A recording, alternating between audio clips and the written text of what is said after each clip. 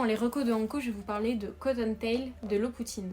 Pour être complètement honnête avec vous, ça fait quelques temps que je l'ai lu, donc je suis un peu obligée de revoir le résumé, puisque je me souviens pas exactement de toute l'histoire, et donc je vais vous résumer un petit peu, en tout cas ce qu'il y a écrit dans le premier tome. Lorsque le jeune Nicolas se réveille, il découvre avoir été victime d'un accident dont les conséquences l'ont rendu amnésique. Il a tout oublié de son passé.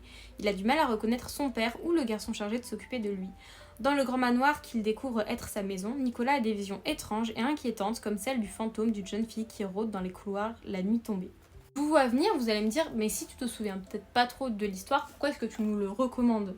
Mais j'y viens. Déjà, pour être honnête, je suis quelqu'un qui lit énormément et qui est lu beaucoup au fil des années, donc ça m'arrive de ne pas retenir tout, mais je sais malgré tout quand une œuvre m'a marqué, même si je ne me souviens pas forcément de l'histoire. Et là, ce qui m'a surtout marqué dans Cotton Tail, c'est le style graphique de Lopoutine. Vous connaissez peut-être déjà l'illustratrice puisqu'elle est pas mal suivie sur Instagram.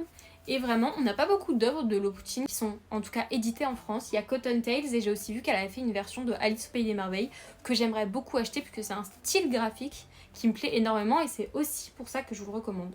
Comme je vous l'ai dit, Cotton Tails, déjà c'est une histoire quand même fantastique qui est ancrée dans une époque assez victorienne avec plein de mystères et un côté un peu dérangeant aussi. Moi c'est quelque chose qui me plaît, c'est pour ça que je me permets de vous le recommander.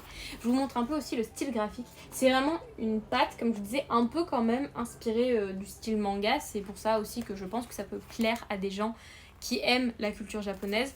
Et c'est vraiment magnifique. Moi ce qui m'a attirée vraiment parce que si vous regardez, il n'y a pas de résumé derrière, c'était à la base le style graphique et j'ai été complètement embarquée puisque c'est une œuvre que je trouve très poétique. Vraiment une ambiance un peu étrange aussi qui tourne tout autour.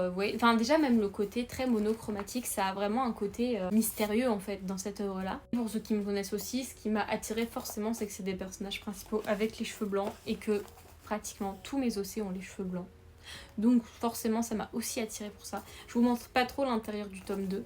Il y a aussi plein de petites créatures, notamment les sortes de petits lapins comme ça. En bref, je vous recommande de découvrir le travail de Lopoutine en général. C'est aussi pour ça que je fais cet épisode plus que pour vous parler de Cotton Tails.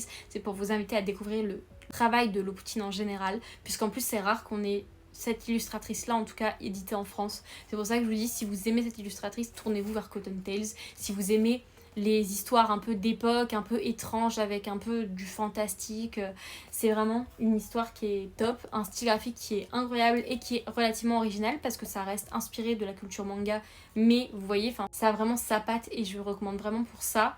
Parce que même si je ne me souviens pas plus que ça de l'histoire, je sais que ça m'avait marqué, que j'avais lu les 2 tomes d'un coup, que j'étais vraiment rentrée dedans. Et du coup voilà, ce sera peut-être une occasion pour moi de le relire, parce que j'aimerais quand même le relire, mais en tout cas je vous recommande Cotton Tails parce que c'est vraiment top.